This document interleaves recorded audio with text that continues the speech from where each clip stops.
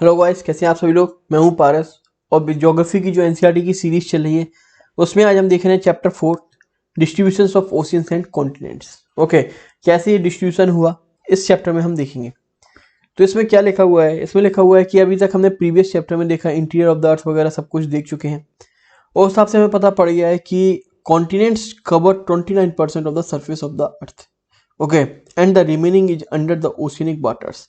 तो एक पॉइंट आपका तो ये बन जाता है, स्टेटमेंट के रूप में आ सकता है कि that continents cover 49% of the surface of the earth. तो याद रखिएगा ना बाबा, सिर्फ 29% of the surface of the earth cover up करता है।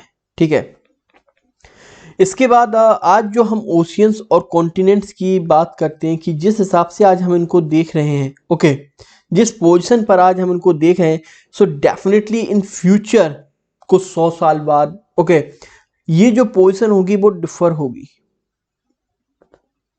ठीक है, प्लेट टेक्टोनिक्स थ्योरी वगैरह जब हम देखेंगे तो देखेंगे कि ये प्रोसेस डिफर होगी। ओके, तो अब डेफिनेटली एक क्वेश्चन आता है, जब हम ये पोजीशन इन फ्यूचर देखेंगे डिफर होगी, तो डेफिनेटली इन पास्ट में भी आज जो हम देख रहे हैं वो पास्ट में जो पोजीशन होगी उससे डिफर होगी।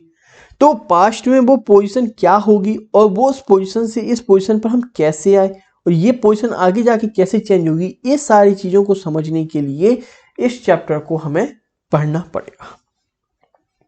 ये सारी पोजीशन समझने के लिए यहाँ पर कई सारे साइंटिस्टों ने, जियोग्राफर ने बेसिकली क्या हुआ है, डिफरेंट यहाँ पर थ्योरीज दी हैं।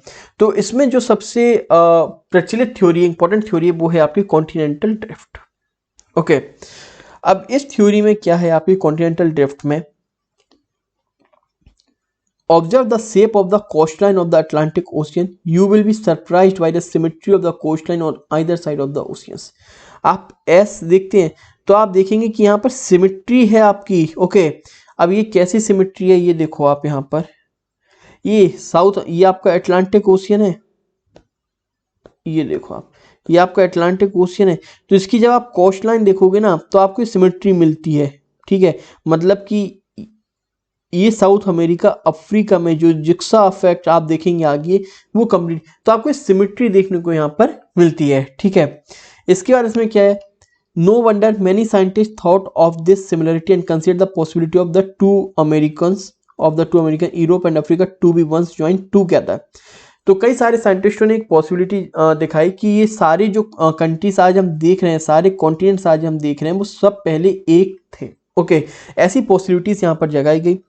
और from the known records of the history of the science, it was Abraham Ortelius, a Dutch map maker, who first propose such a possibility. सबसे पहली बार जो इस टाइप की थ्योरी, जो पॉसिबिलिटी दिखाई गई थी, वो अब्राहम ऑर्टिलियस के द्वारा ये दिखाई गई थी, जो कि डच मैप मेकर हैं। ओके, उसके बाद आप देखें 1596 में दिखाई गई थी। फिर आपके एंटोनियो पेलिग्रीनी ने भी इसी टाइप का दिखाया था। लेकिन सबसे जो अच्छी थ्योरी और उसको सही तरीके से जो थ्योरी दिखाई गई वो एल्फ्रेड वैगनर के द्वारा दिखाई गई थी, जो कि एक जर्मन थे। उन्होंने कॉन्टिनेंटल ड्रिफ्ट थ्योरी को कंप्लीट आर्गुमेंट के साथ यहाँ पर 1912 में यहाँ पर उन्होंने रखा। वैगनर यहाँ पर क्या कहते हैं, वैगनर ने यहाँ पर कहा है कि सारे कॉन्टिनेंट्स जो हैं वो एक सिंगल कॉन्टिनेंटल मास यहाँ पर बनाते हैं। ओके, तो आप इस मैप को देखें तो उन्होंने यही थ्योरी दी थी कि जो सारे कॉन्टिनेंट्स हैं, ये आपका North America, South America, Africa, Eurasia, India, Antarctica, Australia, ये सारे कॉन्टिनेंट्स एक क्या करते हैं, एक आपका बेसिकली पूरा लैंड मास यहाँ पर तैयार करते हैं। उस लैंड मास को क्या बोला जाता है, उस लैंड मास को बोलते हैं हम पेंजिया। ठीक है, उस लैंड मास को हम बोलते हैं पेंजिया। तो ये पॉइंट याद रखिएगा कि उस लैंड मास को यहाँ पर कॉन्टिनेंट का नाम दिया गया पेंजिया, जिसका मतलब है ऑल अर्थ। इसके बाद उन्होंने कहा कि इस लैंडमास को जो सराउंड करता है वो है आपका ओशियंस, मतलब ये कॉन्टिनेंट हो गया, कॉन्टिनेंट को सराउंड करता है आपका ओशियंस। उस ओशियंस को बोलते हैं हम पंथलासा। ओके, उस ओशियंस को क्या बोलते हैं हम, उस ओशियंस को क्या बोलते हैं हम, पेंथलासा। ठीक है, ये आपने देखा, ये कॉन्टिनेंट हो गया, पूरा एक कॉन्टिनेंट है, सारे आपके कॉन्टिनेंट्स एक जगह पर ज्वाइंट थे और इसको सराउंड करता था कौन, ओशियंस। उस ओशियंस का नाम क्या था, पेंथलासा। इस कॉन्टिनेंट का नाम क्या है आपका, इस कॉन्टिनेंट का नाम है आपका पेंजिया। ठीक है, तो ये दो पॉइंट आपको यहाँ पर क्लियर हो गए होंगे। और ये जो आर्ग्यूमेंट्स हैं, ये जो आर्ग्यूमेंट्स हैं, इन आर्ग्यूमेंट्स को आगे बढ़ाते हुए वो क्या कहता है, ये वो कहते हैं कि 200 साल पहले क्या हुआ, आप 200 साल पहले देखेंगे कि जो ये पेंजिया जो है बेसिकली जो सारे कॉन्टिनेंट एक साथ थे ये टूटना चालू हो गए। अभी जब टूटना चालू हुए तो ये दो भाग में यहाँ पर देखिए हम डिवाइड हो गया। जो सदर्न पार्ट है उसको बोलते हैं हम गोंडवाना, जो नॉर्दर्न पार्ट है उसको बोलते हैं हम लोअर एशिया। ठीक है, क्लियर होगी ना बात। पेंजिया दो भाग में टूटा 200 साल पहले, 225 साल पहले, 200 साल पहले, मिलियंस ईयर, साल नहीं मिलियंस ईयर हो, सॉरी। ओके, तो ये हो गया आपका गोंडवाना लैंड और ये हो गया आपका लोअर एशिया लैंड। ओके, इसके बाद यहाँ क्या हुआ, जो आपका सुपर पेंजिया था बेसिकली वो टूटना चालू हुआ यहाँ पर, और पहले दो भागों में टूटा, lower Asia and Gondwana lands में टूटा, जो कि आपके नॉर्दर्न लैंड और सदर्न कंपोनेंट्स हैं। इसके बाद क्या हुआ, इसके बाद जो लोअर एशिया और गोंडवाना लैंड है ये आपस में टूटना यहाँ पर ये चालू हो गए। अब ये क्या हुआ, ये आपकी कंडीशन है 150 मिलियन ईयर्स अगो, फिर ये टूटना चालू हुए और ये कंडीशन है आपकी 100 मिलियन ईयर्स अगो। पर अभी भी ये ड्रिफ्ट हो रहे हैं और आज जो हम देख रहे हैं वो कंडीशन आपकी इस टाइप से आपको देखने को मिलेगी। तो अब अपनी थ्योरी को, कॉन्टिनेंटल ड्रिफ्ट जो अल्फ्रेड वैगनर की जो थ्योरी है उसको प्रूफ करने के लिए, सही प्रूफ करने के लिए उन्होंने यहाँ पर कई डिफरेंट यहाँ पर एविडेंस दिए। सबसे पहले उन्होंने कहा जिक्सा इफेक्ट। ओके, अब जिक्सा इफेक्ट कैसे दिया, उन्होंने बताया कि जो शोर लाइंस ऑफ अफ्रीका है, ये बेसिकली आपका अफ्रीका है, ठीक है, ये अफ्रीका है, इसकी जो शोर लाइंस है और साउथ अमेरिका की जो लाइंस है आप देखेंगे कंप्लीटली क्या हो रही है, मैच हो रही है। ठीक है, कंप्लीटली यहाँ पर मैच हो रही है, जिक्सा इफेक्ट है ये। तो यहाँ पर उन्होंने बताया था shorelines of Africa facing each other have a remarkable and unmistakable match, completely यहाँ पर मैच हो रही है, अगर आप मिलाएं तो वो मैच हो रही है। ये सारी चीजें जो मैप प्रोड्यूस किया गया एक कंप्यूटर प्रोग्राम के द्वारा किया गया, जिसमें आप कंप्लीटली देख सकें कि अटलांटिक मार्जिन जो है, जो आपका साउथ अमेरिका और अफ्रीका कंप्लीटली यहाँ पर मैच हो रहे हैं। ये जो मैप है कंप्यूटर प्रोग्राम के द्वारा मैप प्रेजेंट किया गया था बुल्लार्ड के द्वारा 1964 में, और जो कि ये दिखाता है कि क्वाइट परफेक्ट मैच यहाँ पर होता है। और जो ये मैच ट्राइड किया गया था वो 1000 फैथम लाइंस पर किया गया था, ना कि प्रेजेंट शोर लाइंस पर। 1000 फैथम लाइंस क्या है, ये आपका ओशन सरफेस है, उसके आप 1000 फीट डीप पे जाके इसको किया गया था। ओके, ये 1000 फैथम लाइन पर है। तो पहला पॉइंट क्या है इनका, जिक्सा इफेक्ट का है। इसके बाद उन्होंने बोला rocks of the same age across the oceans, rocks of same age, मतलब जब रेडियोमेट्रिक डेटिंग की गई उससे आप क्या कर सकते हैं, उससे आप ये बता सकते हैं कि रॉक्स किस आपकी एज की है, रॉक्स कितने साल पुराना है, कितने ईयर्स पुराना है रॉक्स से, तो आप ये कर सकते हैं। तो जो रॉक्स यहाँ पर आप देखते हैं कि हमें अमेरिका में मिली, जो रॉक्स अफ्रीका में मिली, वो सेम एज की रॉक्स यहाँ पर मिल रही हैं। तो कहीं ना कहीं इससे ये एविडेंस हमें देखने को मिलता है कि सो डिफरेंट कॉन्टिनेंट से, ओके, वो कहीं ना कहीं एक थे। जैसे कि हम बात करते हैं the belt of ancient rocks हमें देखने को मिलता है, जो कि 2000 मिलियन ईयर्स पुरानी है। कहाँ से, ब्राजील से, Brazil coast matches with those of the western Africa. मतलब कि ये देखो आप, मतलब 2000 मिलियन पुरानी रॉक्स, जब कार्बन डेटिंग की गई रॉक्स की, तो हमें सेम एज की रॉक्स ब्राजील से और अफ्रीका, वेस्टर्न अफ्रीका से हमें देखने को मिलती है, सेम एज की रॉक्स यहाँ पर हमें देखने को मिलती हैं। इसके बाद इसमें क्या कहता है, द अर्लीस्ट मैराइन डिपोजिट्स। अब मैराइन डिपोजिट्स क्या होते हैं, मैराइन डिपोजिट्स होते हैं कि मतलब कि जो कि आपके ओशियंस वगैरह से यहाँ पर डिपोजिट किए गए हों।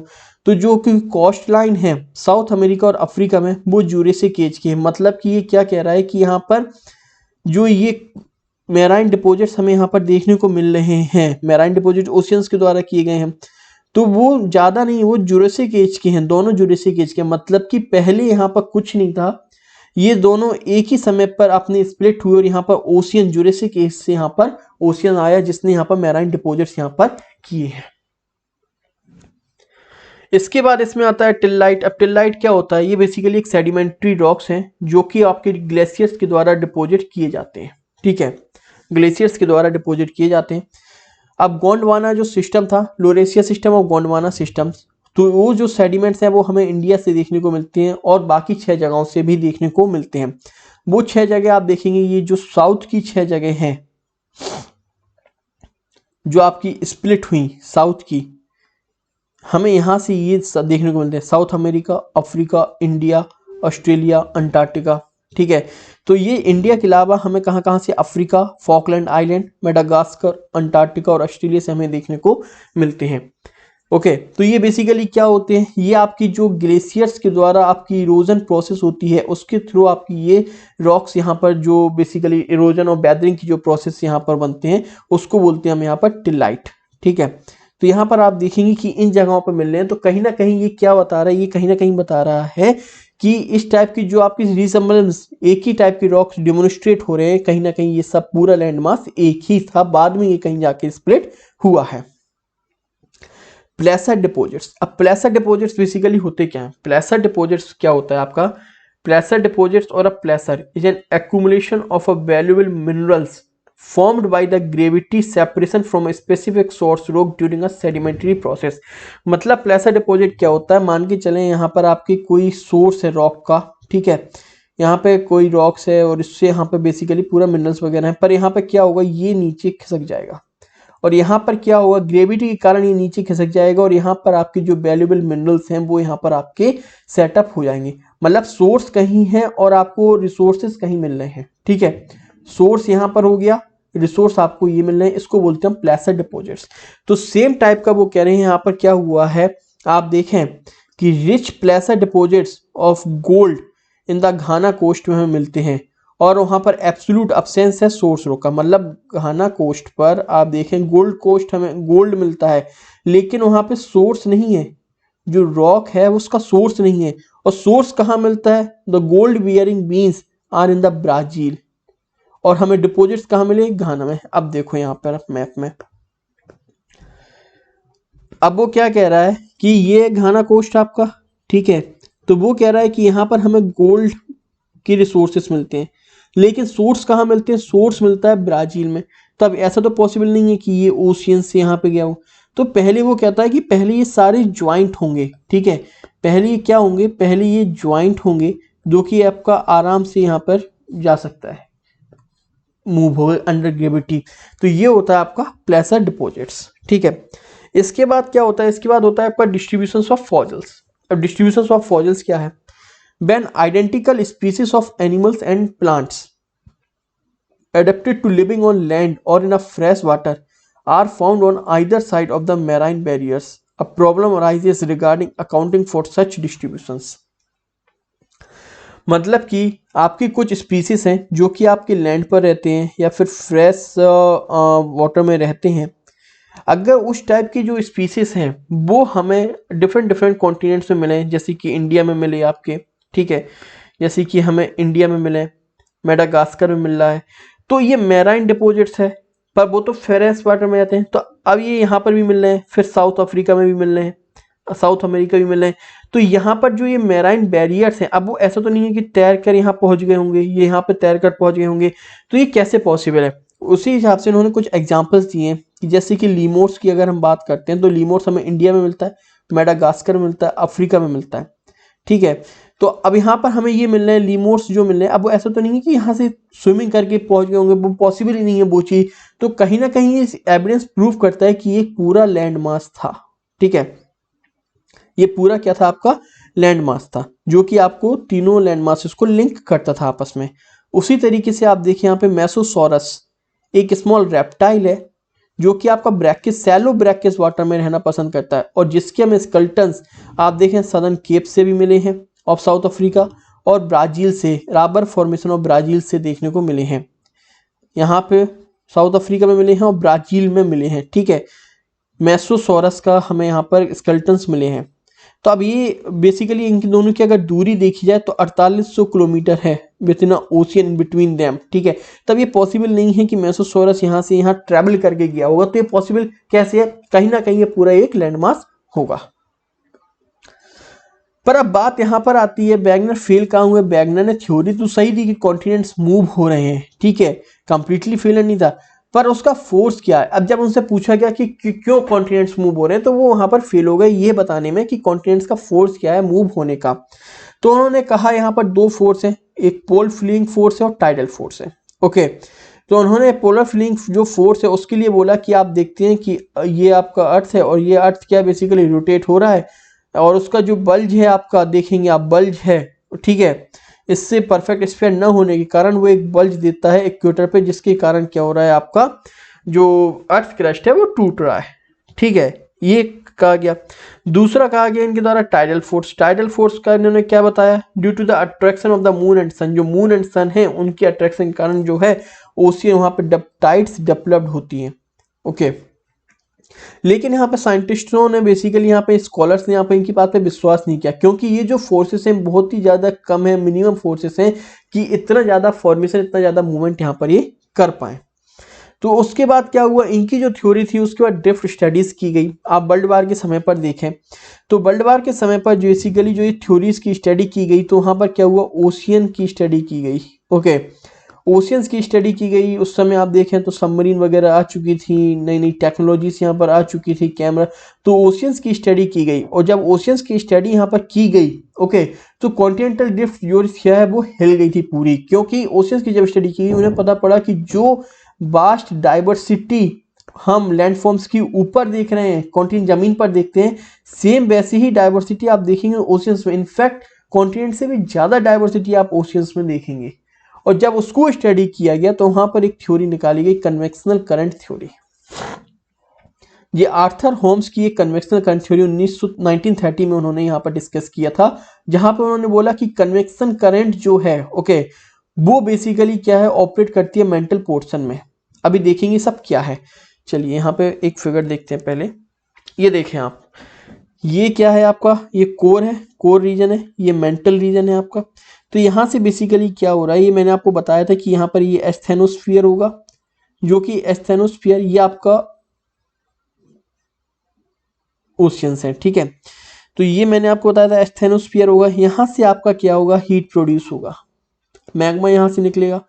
अब क्या होगा, मैग्मा जब आपका यहाँ पर देखेंगे, यहाँ पर ये अभी आप जब प्लेट टेक्टोनिक्स देखेंगे तो divergent sea floor splitting theory वगैरह देखेंगे, अभी के लिए इतना समझते हैं। तो ये क्या करेगा, इसको बार बार फोर्स करेगा, ठीक है, इसको बार बार ये फोर्स करेगा, और फोर्स करने पर क्या होगा, ये टूटेगा। अब जब ये टूटेगा तो आप देखेंगे यहाँ पे माउंटेन रिजेस वगैरह फॉर्म होंगी, मतलब कि न्यू क्रस्ट यहाँ पर फॉर्म होगा। डेफिनेटली मैग्मा आएगा, यहाँ पर डिपॉजिट होगा, न्यू क्रस्ट फॉर्म होगा। लेकिन कुछ मैग्मा क्या होगा, ठंडा होने के कारण यहाँ पर मुड़ जाएगा। जब ये यहाँ पर नहीं होगा तो इस साइड टर्न लेगा। अब जैसे ही आपका ये टर्न लेगा, डाउन साइड होगा, तो आप यहाँ पर देखेंगे जो लैंडमास होगा इसको क्या करेगा, ये तोड़ेगा। और इसको तोड़ने पर क्या होगा, आप यहाँ पर देखेंगे ट्रंचेस फॉर्म होंगी। तो मतलब यहाँ पर डिपॉजिट होगा जो कि आपको रिजेस फॉर्म होंगी, और यहाँ पर ये क्या करेगा, इसको तोड़ेगा, और इसे तोड़ने पर क्या होगा, ये ट्रंचेस यहाँ पर फॉर्म होंगी। सो सेम चीज यहाँ पर लिखी, उन्होंने बताया कि जो एक करंट्स हैं वो जनरेट ही क्यों हो रही हैं, क्योंकि रेडियो एक्टिव एलिमेंट्स है, जिसके कारण थर्मल डिफरेंस क्रिएट हो जाता है मेंटल पोर्शन में। Okay, due to the thermal force का मेंटल यहाँ पर थर्मल डिफरेंसेस क्रिएट होता है, जिसके कारण से जो आपकी करंट्स हैं वो मूवमेंट स्टार्ट कर देती हैं। ओके, और यहाँ पर उन्होंने बताया गया कि यही एक कारण है, आप देखेंगे कि कॉन्टिनेंट्स जो हैं वो मूव हो रहे हैं। अभी तक प्लेट टेक्टोनिक्स थ्योरी पर हम यहाँ पर नहीं पहुंचे हैं, ठीक है, अभी यहाँ पर इन्होंने ये थ्योरी दी है।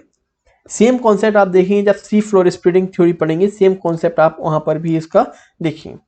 इसके बाद यहाँ पे क्या हुआ, मैंने आपको बताया सेकंड वर्ल्ड वार यहाँ पर हुआ। उस सेकंड वर्ल्ड वार के समय पर यहाँ पर कई सारी टेक्नोलॉजीज आई, और पूरा ओशियंस को बेसिकली यहाँ पर मैप करना यहाँ पर चालू कर दिया।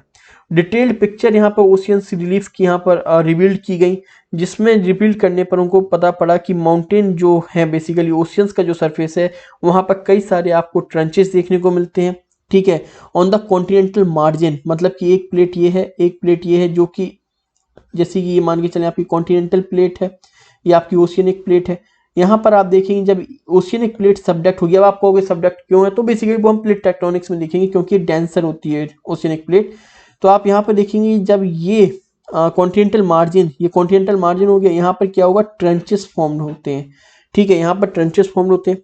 साथ ही साथ आप देखेंगे कि जो मिड ओशियनिक रिजेस है, अब यहाँ पर क्या होगा आपका, यहाँ पे मैंने आपको बताया जब आपकी दो प्लेट्स में डाइवर्जेंट प्लेट्स थ्योरी लगेगी, तो यहाँ पर क्या होगा आपका माउंटेन रिजेस, वोल्केनिक इरप्शन होगा, और यहाँ पर क्या होगा आपका मिड ओशियनिक रिजेस यहाँ पर फॉर्म्ड होंगे, ठीक है।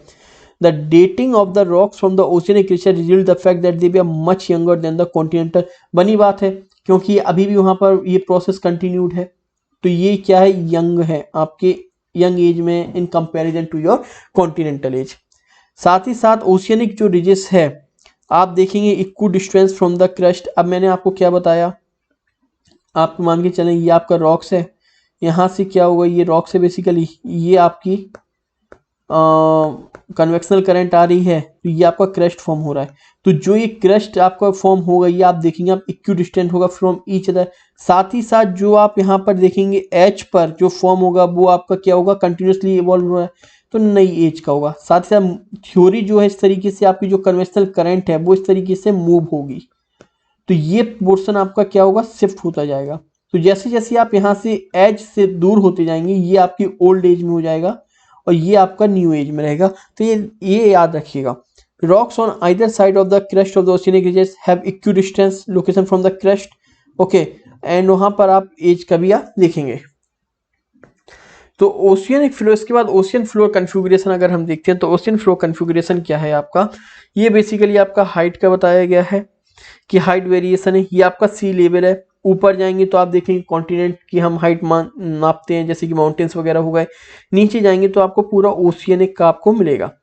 तो उसी के उसमें बताया गया एक कॉन्टिनेंटल सेल्फ होता है, कॉन्टिनेंटल स्लोप होता है आपका, फिर कहीं कहीं पर कॉन्टिनेंटल राइज भी आप देखेंगे। ओशियन फ्लोर इसको देखते हैं यहाँ पर।